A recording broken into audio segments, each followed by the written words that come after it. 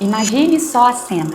O templo está cheio, é gente entrando, gente saindo, rotina de sacrifícios, religião. E na porta do templo tem um homem. Não é a primeira vez que ele está ali. Aliás, faz anos que ele é levado até aquele lugar para pedir esmolas. Só que a sua situação atual estava prestes a mudar naquele dia. 2 homens passaram por ali, Pedro e João. Mas diferente de todo mundo, eles não desviaram o olhar daquele homem. E tudo mudou com uma única frase: olhe para nós. Seja bem-vindo ao livro de Atos dos Apóstolos. Nessa série de vídeos eu estou te ensinando a Bíblia de uma forma descomplicada e totalmente gratuita. Por isso, se você está gostando, já se inscreva aqui no canal, ative as notificações através do sininho e envie esse vídeo para alguém, para que a palavra de Deus possa chegar a mais lugares ainda. Nós já estudamos nos vídeos anteriores, que estão aqui na playlist do canal Estudo de Atos dos Apóstolos, o capítulo 1 e 2 desse livro tão importante. E hoje eu quero tratar com você dos capítulos 3 e 4. Só recapitulando tudo que já vimos, o Senhor Jesus morreu, ressuscitou, passou 40 dias com seus discípulos, os ensinando acerca das coisas do reino, depois foi levado aos céus e então eles se reúnem, constituem os 12 novamente, substituindo Judas por Matias. Os homens recebem o Espírito Santo de Deus ao cumprimento da primeira parte da profecia do profeta Joel ali no capítulo 2, versículo 28. E então, através de um discurso corajoso de Pedro ali para aquele povo e especificamente para os judeus, a conversão de mais de 3.000 pessoas. Nós paramos aqui no último vídeo e sem mais delongas, já vamos para o capítulo 3. Aqui no versículo 1 até o versículo 10, você tem uma história também muito famosa sobre aquele homem que ficava ali à Porta Formosa, ali na frente da porta pedindo esmolas para sobreviver. Esse homem era um coxo de nascença, ele precisava de ajuda de outras pessoas para o levar ali até a Porta Formosa.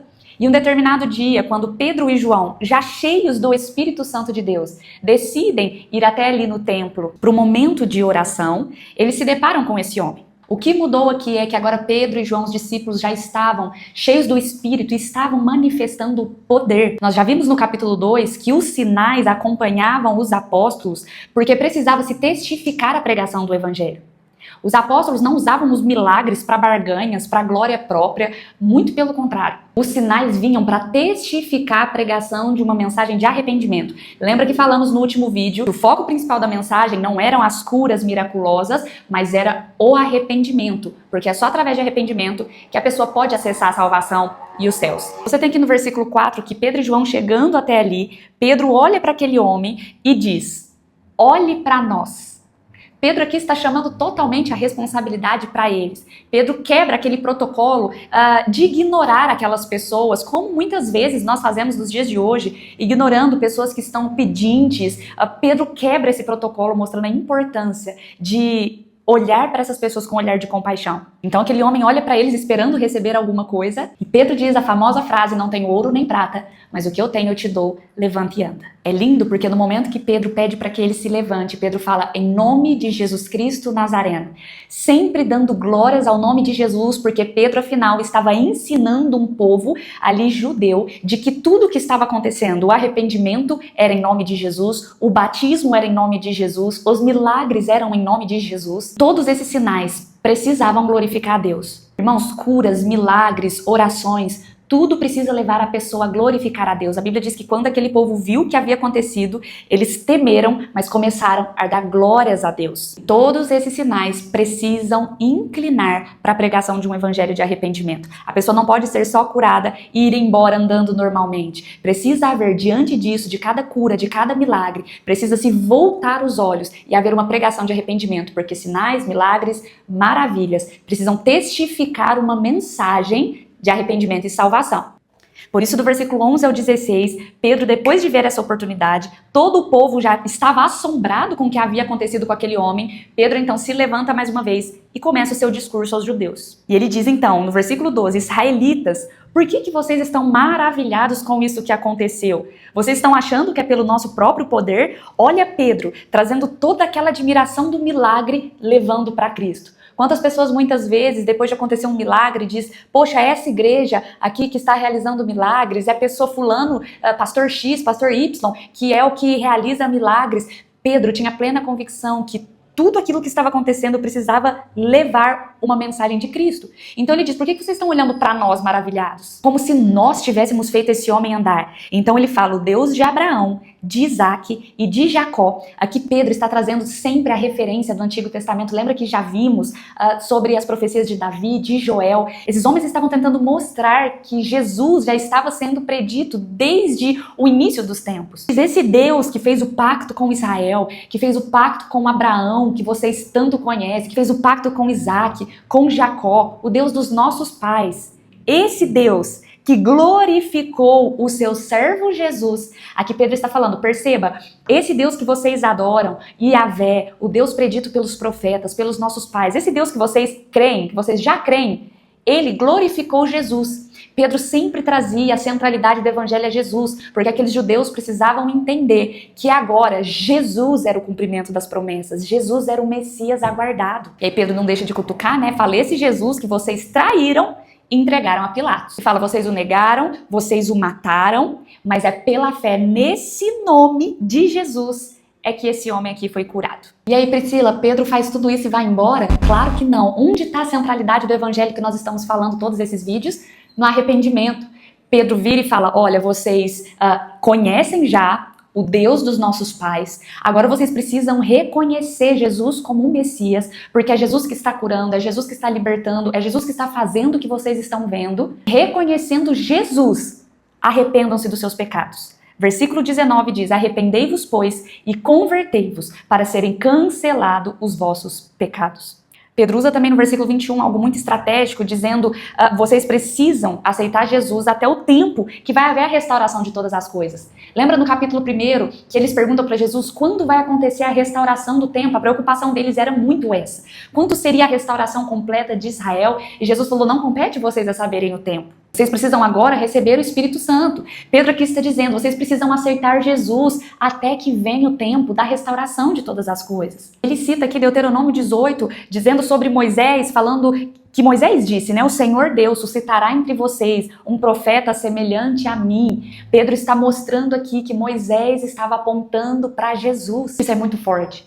porque Jesus não é um rompimento com Moisés. O que esses judeus tinham medo é que iria ver se Jesus estava vindo mudando a tradição, rompendo com uma tradição milenar que começou lá em Abraão, que se estendeu ali em Moisés. Os judeus estavam preocupados que esse Jesus que estava chegando estava rompendo ali, quebrando as suas tradições. Mas perceba que não. Pedro está mostrando, irmãos, Jesus não é o rompimento, não é alguém que veio fazer uma rebelião contra Moisés, mas Jesus é o cumprimento do que Moisés disse. Jesus é o cumprimento da aliança feita a Moisés. Ele está dizendo, olha, Joel falou sobre Jesus, o próprio Davi falou sobre Jesus, e agora Moisés estava falando, vai vir um profeta semelhante a mim, ouça em tudo que ele disser. E aqui encerra esse capítulo, nos últimos versículos, com Pedro dizendo, vocês são filhos desses profetas. É como se ele dissesse, vocês acreditam tanto, vocês são filhos desse povo, desses profetas que vocês tanto aclamam.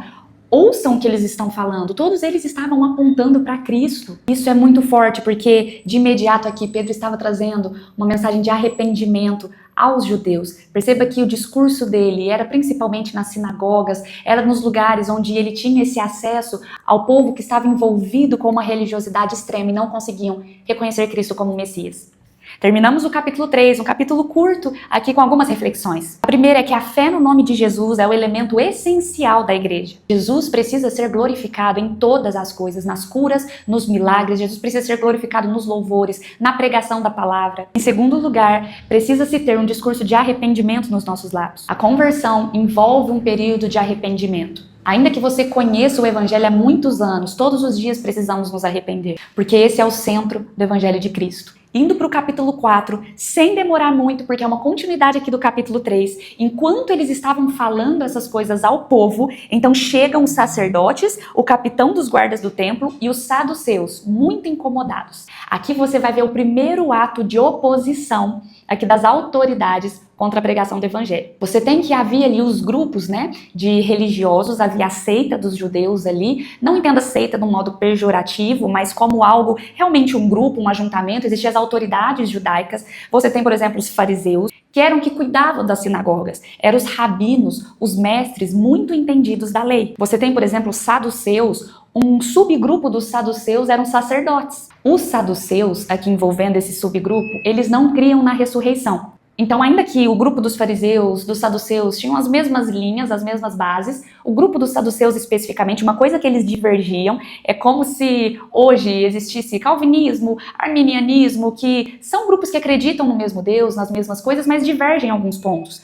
E um dos pontos que fariseus e saduceus divergiam era a respeito da ressurreição. Saduceus aqui não acreditavam na ressurreição dos mortos, por isso eram muito mais duros de coração quando se falava da ressurreição de Cristo Jesus. Nós vamos ver mais pra frente no livro de Atos que era até uma estratégia de pregação do evangelho do apóstolo Paulo, de levantar essas questões de ressurreição quando estavam fariseus e saduceus juntos, porque um grupo acreditava e o outro não. E eles então se contradiziam entre si. Então se levanta esse grupo de autoridades, sacerdotes, o capitão do templo e esses saduceus, incomodados porque eles estavam anunciando de Jesus, olha no versículo 2, e sobre a ressurreição de mortos, prenderam Pedro e João. Mas acontece que uma vez pregada a palavra, irmãos, a palavra ela nunca volta vazia, uma semente lançada.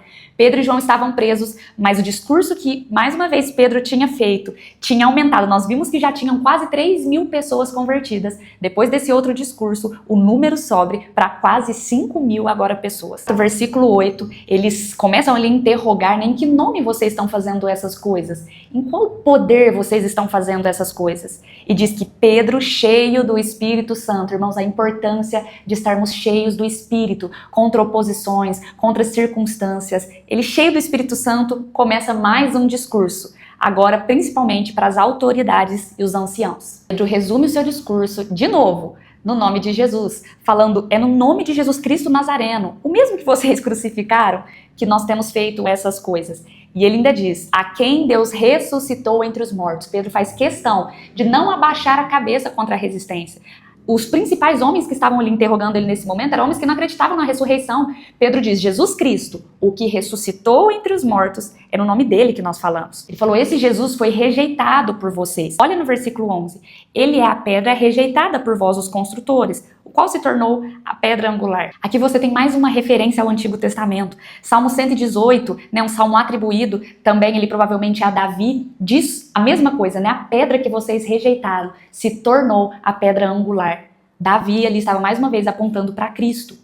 Perceba como eles fazem esse link com o Antigo Testamento, para esses homens entenderem que tudo que foi profetizado era sobre Jesus, que já havia vindo e eles haviam crucificado. A pedra angular é uma pedra fundamental na construção. Ele falou, vocês rejeitaram essa pedra e ela se tornou a pedra fundamental. Dizendo, vocês precisam receber a esse Cristo como pedra angular dessa nova construção a partir de agora. Porque debaixo do céu, como ele diz, não existe nenhum outro nome pelo qual importamos que sejamos salvos. E esses homens tiveram uma ideia genial. Eles sabiam que não podia falar nada, porque o homem, o coxo que vivia ali na porta, estava andando. Não tinha como eles contestarem isso. Viram então no versículo 13 a coragem de Pedro e João, o tanto que eles estavam com intrepidez anunciando as coisas do evangelho. Qual que é a ideia que eles tiveram? Vamos ameaçá-los para que parem de falar do nome de Jesus. Irmãos, não faça isso com alguém cheio do Espírito Santo. Você pode ameaçar alguém que não tem o Espírito Santo a parar de falar de Jesus e essa pessoa certamente parará. Muitas pessoas param de falar de Jesus porque são pressionadas na internet. Muitas pessoas param de falar de Jesus porque os seus amigos o pressionam falando, como você está falando isso no século 21? Que pode isso, que não pode isso. Mas nunca pressione alguém cheio do Espírito Santo. É igual uma laranja, quanto mais você aperta, mais suco sai. Olha isso, esses homens. Eles falaram, parem de falar desse nome de Jesus.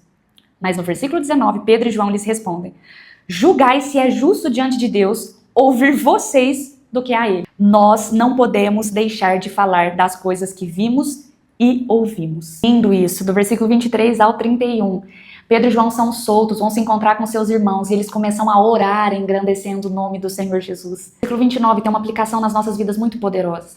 Vocês acham que eles oraram para parar de ser perseguidos? Oraram para que o Senhor livrasse ele dessas armadilhas? Irmãos, eles oraram por mais coragem para continuar anunciando o evangelho.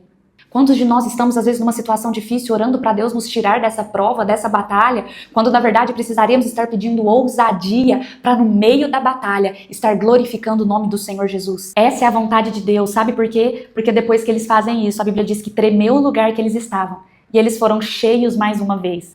Aqueles homens que já estavam cheios agora parecem estar transbordando, porque isso agradou o Espírito Santo, coragem e ousadia no tempo de tribulação. Erramos o capítulo 4, aqui do versículo 32 a 35, onde um só era o coração e a alma desses homens. Estavam anunciando, testemunhando da ressurreição de Jesus. No versículo 35 diz que as pessoas depositavam aos pés dos apóstolos os seus dinheiros, os seus valores, e então se distribuía a qualquer um à medida que se tinha necessidade. Aqui você lembra do Antigo Testamento que esses valores eram levados aos levitas. Lembra que nós falamos no capítulo 1 que estava havendo uma transição aqui de influência, de autoridade para os apóstolos? Aqui o povo começou a reconhecer os apóstolos agora como as novas autoridades. Aqueles dinheiros que eram levados aos pés dos levitas agora estavam sendo entregues aos pés dos apóstolos. Porque havia uma autoridade do Espírito Santo sobre esses homens que estavam iniciando essa nova constituição chamada Igreja do Senhor Jesus Cristo. Por isso que possamos estar sempre pedindo ousadia do Espírito Santo